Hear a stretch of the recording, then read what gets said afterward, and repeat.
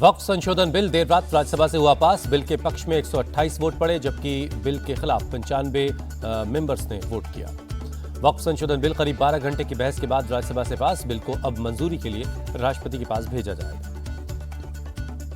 आम आदमी पार्टी के सांसद संजय सिंह ने वक्फ संशोधन बिल को बताया संविधान और लोकतंत्र की हत्या। कहा, एक गैर संवैधानिक बिल को संख्या बल के आधार पर पास करवाया गया।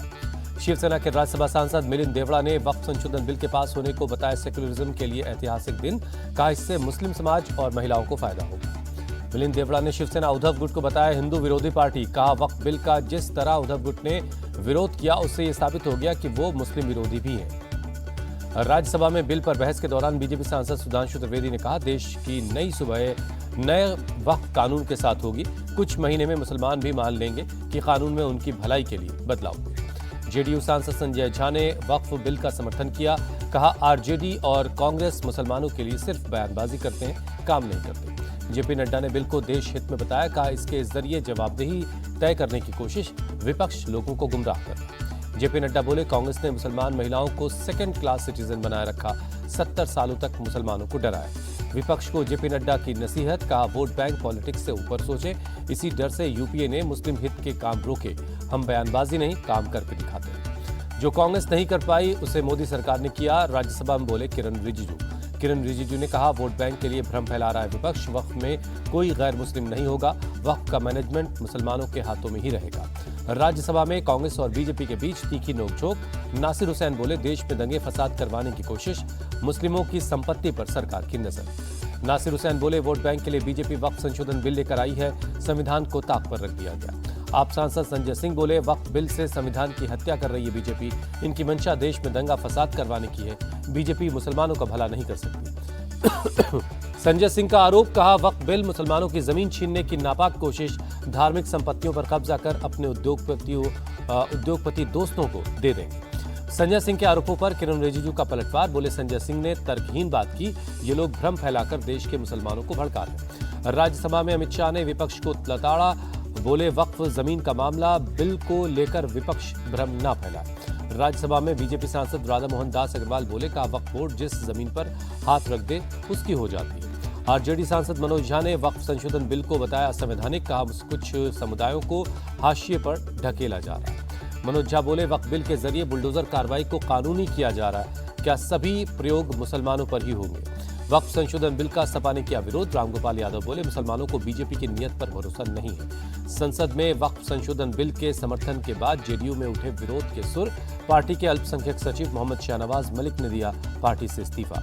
मोहम्मद शाहनवाज मलिक ने लोकसभा में लल्लन सिंह के बयान पर जताई नाराजगी। का राज्य के मुसलमानों का नीतीश कुमार पर से भरोसा टूट गया है। जेडीयू के सीनियर नेता मोहम्मद कासिम अंसारी ने भी पार्टी से इस्तीफा दिया। वक्फ संशोधन बिल के समर्थन में जताई नाराजगी। कहा, जेडीयू ने मुसलमानों का भरोसा तोड़ा। जेडीयू नेता गुलाम रसूल बलियावी भी पार्टी से नाराज। कहा, संसद में जब सब बेनकाब हो गए हैं, विरोध के लिए जल्द बनाएंगे नई रणनीति। वक्फ बोर्ड को लेकर अपने पुराने बयान पर लालू यादव की सफाई। कहा, मैंने हमेशा वक्फ की जमीन बचाने के लिए कड़ा कानून बनाने की मांग की। संघ और बीजेपी मुसलमानों की जमीनें छीन रही है। अस्पताल में भर्ती लालू यादव ने लिखा, इस कठिन दौर में मैं संसद में नहीं हूं, वरना मोदी सरकार से निपटने के लिए अकेला ही काफी था। मैं अपनी विचारधारा, नीति और सिद्धांतों पर अडिग हूं। अखिलेश यादव ने बीजेपी पर साधा निशाना। कहा, वक्फ बिल असली मुद्दों से ध्यान भटकाने के लिए लाया गया है।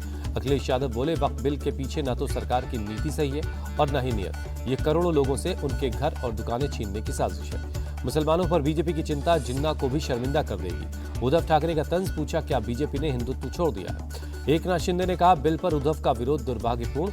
उन्होंने बाला साहब की विचारधारा को त्यागा। देश को बांटने के लिए बीजेपी वक्फ संशोधन बिल लाई है। पश्चिम बंगाल की सीएम ममता बनर्जी का अटैक। आरजेडी नेता तेजस्वी यादव बोले, हमने दोनों सदनों में वक्फ बिल का विरोध किया। बिल का समर्थन करने वालों को बिहार की जनता मुंहतोड़ जवाब देगी। मुस्लिम धर्मगुरु मौलाना कल्बे जवाद ने वक्फ के मामले को मजहबी बताया। कहा, जमीनों पर कब्जा करने के लिए मुसलमानों को धोखा दिया जा रहा है। वक्फ बिल के खिलाफ सुप्रीम कोर्ट जाएगी डीएमके। तमिलनाडु के सीएम स्टालिन ने किया ऐलान। सपा नेता अबू आसिम आजमी ने बिल को मुसलमानों के खिलाफ बताया। कहा, मुसलमानों को इसके खिलाफ सड़कों पर उतरना चाहिए। एआईएमआईएम नेता वारिस पठान बोले, बीजेपी जब से सत्ता में आई है, मुसलमानों के खिलाफ सिर्फ नफरत फैलाई। लखनऊ में वक्फ संशोधन बिल पास होने के बाद जुमे की नमाज के मौके पर पुलिस अलर्ट। शहर में निकाला गया फ्लैग मार्च। बिल को लेकर पुलिस सभी पक्षों से संवाद कर रही, लगातार शहर में पैदल गश्त की जा रही है। वक्त बिल पास होने के बाद मुरादाबाद में भी पुलिस अलर्ट, कानून व्यवस्था बनाए रखने के लिए फ्लैग मार्च किया। बाइक सवार पुलिस वालों ने शहर में फ्लैग मार्च किया, लोगों से कानून का पालन करने की अपील की।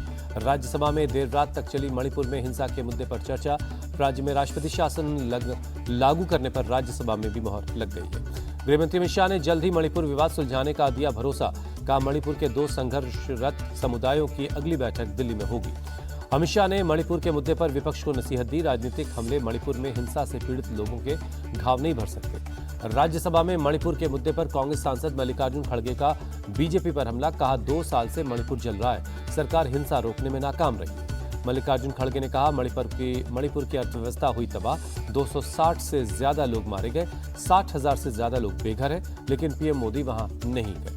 मल्लिकार्जुन खड़गे ने मणिपुर हिंसा की जांच की मांग की, कहा बीजेपी के पास मणिपुर में शांति स्थापित करने की कोई योजना नहीं है। राहुल गांधी का लोकसभा में सरकार पर अटैक, बोले भारत की 4000 किलोमीटर जमीन पर चीन का कब्जा है, हमें हमारी जमीन वापस मिलनी चाहिए। राहुल गांधी ने अमेरिकी टैरिफ का भी मुद्दा उठाया, बोले इससे भारत की अर्थव्यवस्था पर असर पड़ेगा, सरकार साफ करे कि वो इस मामले में क्या कर रही है। कांग्रेस अध्यक्ष मल्लिकार्जुन खड़गे बोले मोदी और ट्रंप की दोस्ती से पता चलता है कि अमेरिका एक कारोबारी है जिसके व्यापार में हमारा देश फंस गया है। अनुराग ठाकुर ने राहुल गांधी के आरोपों को बताया झूठा, कहा चीन ने भारत की 1 इंच जमीन पर भी कब्जा नहीं किया है। दिल्ली में जिला कांग्रेस कमेटी के अध्यक्षों की बैठक, मल्लिकार्जुन खड़गे और राहुल गांधी मौजूद रहे। खड़गे ने संगठन मजबूत करने पर जोर दिया। पीएम मोदी के बैंकॉक के दौरे का आज दूसरा दिन है, सुबह 11:30 बजे छठे बिम्स्टेक शिखर सम्मेलन में शामिल होंगे। पीएम मोदी बिम्स्टेक शिखर सम्मेलन के बाद शाम 4 बजे बौद्ध मंदिर वाटफो जाएंगे, शाम 6:30 बजे थाईलैंड के राजा से होगी मुलाकात। बिम्स्टेक शिखर सम्मेलन के लिए आयोजित रात्रि भोज में बांग्लादेश के मुख्य सलाहकार मोहम्मद यूनुस के साथ बैठे दिखाई दिए पीएम मोदी, आज दोनों नेताओं के बीच हो सकती है द्विपक्षीय मुलाकात। विवाद बढ़ने पर कांग्रेस की विधायक श्वेता सिंह मौके पर पहुंची, सीआईएसएफ के लाठीचार्ज की निंदा की, आंदोलन जारी रखने का संकेत दिया। नागपुर के झिंगाबाई टाकली बाजार में देर रात एक 35 साल के शख्स की चाकू मारकर हत्या, पुलिस ने 3 आरोपियों को गिरफ्तार किया, 2 आरोपी फरार। पुलिस के मुताबिक 5 लोगों ने सोहेल खान नाम के एक शख्स पर चाकू से हमला किया, पूरे इलाके में पुलिस फोर्स तैनात है। मुंबई के कुर्ला में फिनिक्स मॉल के फूड कोर्ट में लगी आग, मौके पर पहुंची फायर ब्रिगेड की टीम ने आग पर काबू पाया। मॉल के फर्स्ट फ्लोर पर धुआं फैलने से मची अफरा तफरी, फायर फाइटर्स ने लोगों को बाहर निकाला, कोई हताहत नहीं हुआ। पंजाब के बठिंडा में अमनदीप कौर नाम की एक महिला कांस्टेबल गिरफ्तार, अमनदीप के पास से 17.5 ग्राम से ज्यादा प्रतिबंधित ड्रग्स चिट्टा बरामद हुई। पुलिस ने अमनदीप को बादल रोड के पास नन्नी छान चौक से गिरफ्तार किया, ड्रग्स के बारे में पूछताछ की जा रही है। गाजियाबाद में एक ट्रांसपोर्टर के गोदाम में लगी भीषण आग, 6 ट्रकों को नुकसान हुआ, पूरे इलाके में अफरा तफरी मच गई। हादसे में किसी तरह की जनहानि खबर नहीं है, आग लगने की वजहों की जांच की जा रही है। दमकल की गाड़ियों ने कड़ी मशक्कत के बाद आग पर काबू पाया, ट्रक खड़ा करने वाली जगह पर लगी थी आग। दिल्ली के नेहरू प्लेस इलाके में ट्रैफिक पुलिस के गोदाम में लगी आग, कई गाड़ियां जलकर खाक हो गई। दमकल की टीम ने आग पर काबू पा लिया, फिलहाल आग लगने की वजहों की जांच की जा रही है। हैदराबाद में कल हुई भारी बारिश ने जनजीवन बेहाल कर दिया, लोगों को घर से बाहर निकलने में हो रही परेशानी। कई इलाकों से सामने आई जलभराव की तस्वीरें, सड़क यातायात प्रभावित हुआ। तमिलनाडु के कई शहरों में हुई बारिश, लोगों को गर्मी से मिली राहत। दिल्ली में की गई यमुना आरती, मुख्यमंत्री रेखा गुप्ता भी आरती में शामिल हुई। अयोध्या में रामनवमी उत्सव से पहले राम मंदिर में भव्य सजावट, रंग बिरंगी लाइट से सजाया गया। बंगाल के गवर्नर ने ममता सरकार को दिया निर्देश, कहा रामनवमी शांतिपूर्ण तरीके से मनाई जाए, इसको लेकर सभी तैयारियां हों। दिल्ली एनसीआर में पटाखों से नहीं हटेगा बैन, सुप्रीम कोर्ट ने कहा हर कोई घर में एयर प्यूरिफायर नहीं खरीद सकता। पूर्व सांसद विजय दर्डा की किताब द चर्न का विमोचन, प्रफुल्ल पटेल, रामदास अठावले समेत कई सियासी दिग्गजों ने शिरकत की। द चर्न किताब में विजय दर्डा के 18 सालों के संसदीय कार्यकाल का जिक्र है। विजय दर्डा बोले संसद पहुंचने वाले नए सांसदों के लिए मेरे अनुभव मददगार होंगे। श्रीनगर का ट्यूलिप गार्डन सैलानियों से गुलजार, 8 दिन में करीब 2 लाख लोग पहुंचे। रंग बिरंगे फूल बने आकर्षण का केंद्र, देश के अलग अलग हिस्सों से लोग पहुंच रहे हैं। आईपीएल में आज मुंबई इंडियंस का लखनऊ सुपर जायंट से होगा मुकाबला, लखनऊ में शाम 7:30 बजे शुरू होगा मैच। कोलकाता की ईडन गार्डन्स से में केकेआर ने सनराइजर्स हैदराबाद को 80 रनों से हरा दिया। एसआरएच की टीम 120 रनों पर ढेर हो गई। केकेआर की टीम ने एसआरएच को दिया था 201 रनों का लक्ष्य का पीछा करने उतरी हैदराबाद 120 रनों पर भी सिमट गई। केकेआर के लिए वेंकटेश अय्यर ने खेली विस्फोटक पारी, 29 गेंदों में ताबड़तोड़ 60 रन बनाए। सुनील नरेन ने केकेआर के लिए T20 में 200 विकेट पूरे किए, ऐसा करने वाले केकेआर के पहले खिलाड़ी बने।